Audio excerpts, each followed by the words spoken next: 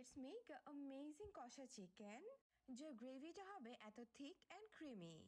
এর জন্য প্রথমে আমি এখানে নিয়ে নিয়েছি কেটে রাখা চিকেন, অ্যান্ড দেন আমি এতে দিয়ে দিচ্ছি লবণ, হলুদের গুঁড়ো, অ্যান্ড দিয়ে দিচ্ছি আদা রসুন বাটা। স্পেসিফিক জিনিসগুলো অ্যাড করার পরে আমি ভালো করে চিকেনটাকে ম্যারিনেট করে নিচ্ছি।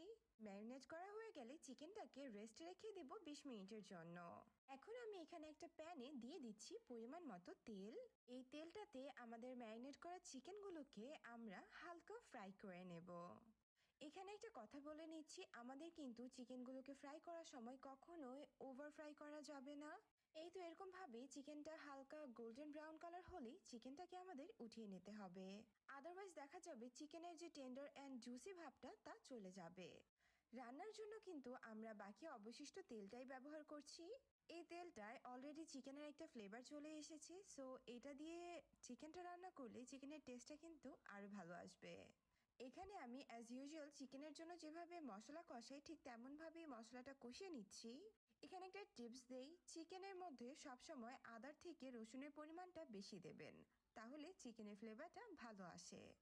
এখন আমি যে পিউরেটা ইউজ করতে যাচ্ছি তা হোমমেড কষা চিকেনের জন্য একেবারে গেম চেঞ্জার হিসাবে কাজ করে। এতে আছে একটা টমেটো, 2টা কাঁচামরিচ, অ্যান্ড এটা ব্লেন্ড করা হয়েছে দুধ দিয়ে। এই পিউরেটা কষানোর সময় দিয়ে দিলে এত সুন্দর একটা ফ্লেভার আসে, স্পেশালি দুধটার জন্য। আর রেস্টুরেন্টে যেহেতু কষা চিকেনের জন্য অনেক রকমের সস ইউজ করে, so tomato and green chilli সেই সসের ফ্লেভারটা আনতে সাহায্য করবে। এখন জাস্ট আমি হলুদ, মরিচ আর লবণ দিয়ে মশলাটাকে ভালো করে কষানো হওয়ার জন্য কিছুক্ষণের জন্য ঢাকা দিয়ে দিয়েছিলাম।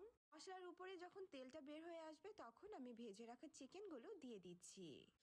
এখন এই সব কিছুকে ভালো করে মিশিয়ে নেব। Already just look at the colour, এখনই কালারটা কত সুন্দর এসেছে। এখন মিডিয়াম হিটে ঢাকনা দিয়ে আমি চিকেনটা ভালো করে সিদ্ধ হওয়ার জন্য রেখে দিয়েছি। চিকেনটাকে ততক্ষণ পর্যন্ত ঢাকা দিয়ে রাখবো যতক্ষণ পর্যন্ত এই চিকেনটা থেকে তেলটা ছেড়ে দেয়। যখন দেখবেন এইরকম তেল বেরিয়ে এসেছে তখন ভাববেন যে আপনার চিকেনটা পারফেক্টভাবে কুক হয়ে গিয়েছে। এখন জাস্ট গ্রেভির জন্য আমরা এতে অল্প পরিমাণে পানি অ্যাড করব।